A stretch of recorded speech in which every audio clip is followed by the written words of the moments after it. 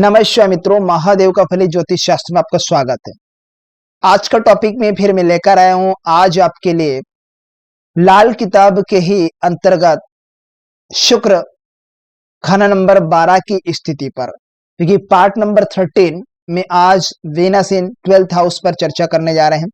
पिछले टॉपिक में हमने पार्ट नंबर 12 में वीनस इन 11th हाउस पर चर्चा की थी।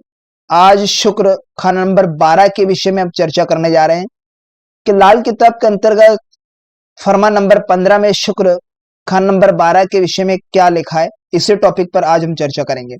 तो टॉपिक पर चर्चा करने से पहले मैं आपको बता देना चाहता हूँ, यदि आप मेरे चैनल पर नए दर्शक होना तो कृपया चैनल को सब्सक्राइब कर लीजिएगा। हाँ, साथ में घंटे के बटन को दबाना ना भूलिएगा, ताकि मैं जो भी नया वीडियो अपलोड करूं उसका नोटिफिकेशन सबसे पहले आपके पास पहुंच जाए।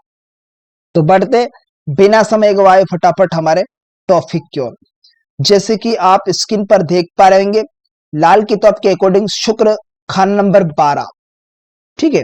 अब सबसे पहले जन्म कुंडली में शुक्र की कंडीशन को देखने से पहले आपको यह देखना है कि यह घर किसका है, ठीक है। लाल किताब कुंडली के अकॉर्डिंग हम देखें तो यहां पर क्या है कि 12वें घर में हम देखें तो मीन राशि होती है कालपुरुष कुंडली के अकॉर्डिंग। अब मीन राशि के अधिपति बनते हैं, वो बनते हैं बृहस्पति देव। अब पक्का घर किसका है खाना नंबर 12, वो होता है राहु देव का पक्का अपना घर होता है खाना नंबर 12। अब यह शुक्र का बैठना खाना नंबर 12 में किस प्रकार से शुभ अशुभ फल होगा। शुक्र खाना नंबर 12 में क्या होगा कि लाल किताब के फरमान नंबर 15 में क्या है कि आड़े समय हर जगह सहायता की देवी, अब सागर से पार करने वाली गाय के समान यहां पर शुक्र का रोल होगा व्यक्ति का जीवन में। शुक्र इतना यहां पर सहयोग प्रदान करने वाला होगा, बुरे समय में वो सहायता प्रदान करने वाला शुक्र होगा, गाय के समान पार लगाने वाला, ठीक है। मुसीबतों में साथ देने वाला, लहर माया चलती फिर कुल जमाना, गया भूल क्यों फिर तू जिस घर को जाना। जन्म समय चाहे मिट्टी उड़ती, शादी समय पद 12 हो, 3 गुना नर चंद्र उन्नति। 3 गुना जो नर प्लेनेट चंद्र की उन्नति, असर भला दो मिलता हो, राज संबंध हरदम ऊंचा, 37 साला स्त्री सुखी हो। 37 जो कि शनि का दूसरा चक्र, राज संबंध हरदम ऊंचा होगा, 37 साल की आयु होगी, उम्र होगा, सुखी स्त्री हो। नाश बेरी कुल एकदम होता, बेरी शत्रु का नाश एकदम होगा। रात भली जर दौलत हो, रात भली जर दौलत हो, जर रुपए पैसे। गुरु शनि मच्छ रेखा 7वें, सुखिया औरत ना होता हो, बुद्ध बैठा जब कायम 6वें घर में। बुद्ध जब 6ठे घर में कायम हो, अच्छी कंडीशन में बैठे हो, परिवार सुखी औलाद का हो, परिवार और सुखी औलाद होगा। जैसे कि आपको बृहस्पति और शनि की मच्छ रेखा, मैं पाम के अंदर आपको इसका साइन दिखा देता हूं, ये आप देख पा रहे होंगे, ठीक है। ये मच्छी रेखा, मछली के आकार की, ये साइन, ये शुक्र प्रेम संबंधी का भी यही से देखा जाएगा। खाली मंदा 7 दूजा होते, खाली हो मंदा हो 7 और दूजे होते। शुक्र होता सब मिट्टी हो, शुक्र का रिजल्ट मिट्टी की भांति हो गया, सब खराब। 3 छठे जब उत्तम टेवे, तीसरा और छठा घर उत्तम हो जन्म कुंडली में, काम देनु गाय होती हो, जवान और बुद्ध टेवा मंदा, रात धुएं से दुखिया हो। धुआ राहु, राहु जब 7 हो बैठा, ग्रस्त 25 तक मंदा हो।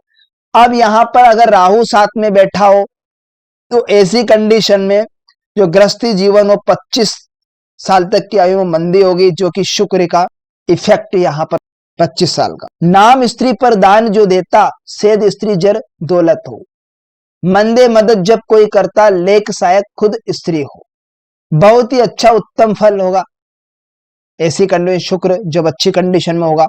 हस्तरेखा की बात करें, यहां शुक्र से रेखा हथेली पर खाना नंबर 12 खर्च में समाप्त हुए, यानी खाना नंबर 12 है जो खर्च का होता है उस पर समाप्त हुए, या हाथ में मच्छी रेखा हो, जैसे कि आपको साइन में मैंने ऑलरेडी दिखा दिया इसको। अब बात करें नेक हालत की शुक्र की, तो जवानी की रात और मिले हुए आराम में चारपाई से नफरत क्यों, जबकि लोगों को शिक्षा देने के लिए बुढ़ापा बहुत उत्तम और बड़ा होता है।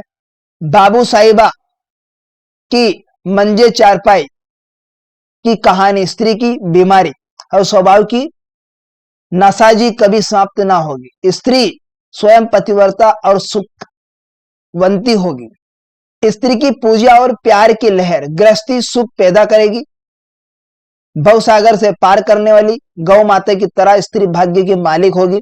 जन्म के वक्त चाहे मिट्टी उड़ती हो, शादी के वक्त से दोबारा उत्तम हालत होंगे और चंद्र और नर ग्रहों का 3 गुना जो उत्तम प्रभाव होगा जातक के लिए, और नंबर 2 का प्रभाव भी उत्तम होगा, या शुक्र नंबर 2 का उत्तम फल प्राप्त होगा। राज दरबार हरदम ऊंचा, स्त्री का कम से कम 37 साल की जो आयु होगा उसका सुख होगा। रात का आराम और धन का सुख भी जातक को प्राप्त होगा। मत्स्य रेखा स्त्री की स्वयं दुखिया होगी। अगर मत्स्य रेखा पाम के अंदर साइन में ये हो, मत्स्य रेखा का साइन हो, तो स्त्री स्वयं दुखिया होगी और परिवार और संतान सुखिया ही होंगे। बृहस्पति शनि नंबर 7 या आपस में साथ या साथी हो, संबंध हो तब।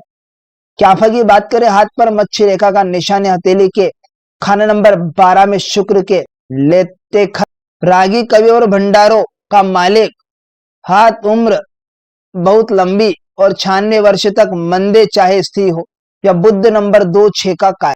मंदी हालत की बात करें शुक्र की, तो हर मुसीबत के समय पहले उसकी स्त्री दुख को भोगेगी, फिर उसके मर्द का कोई कष्ट होगा। इसलिए स्त्री का स्वास्थ्य मंदा ही होगा, यानी मर्द की जान को स्त्री और स्वयं स्त्री की जान को उसके हाथ यानी औरत की ओर से दान करना फायदेमंद साबित होगा। वैसे स्त्री के नाम पर गौ का दान या कोर्ट भी चीज दान रूप से देते रहना स्त्री के स्वास्थ्य अपने धन की बरकत देगा। जहां कोई सहायता ना करे और मंदे आड़े समय में स्त्री का भाग्य एकदम सहायता देकर उसे पार करेगा, जब तक ऐसा व्यक्ति नास्तिक ना हो। ठीक है, शुक्र खान नंबर 12, जब तक वह मालिक को याद रखे और स्त्री के अपने हाथ से शाम के समय नीला फूल यानी राहु से संबंधित चीजें, ठीक है, राहु की चीजें को बाहर वीरान में दबाने से सब दुख दूर होंगे।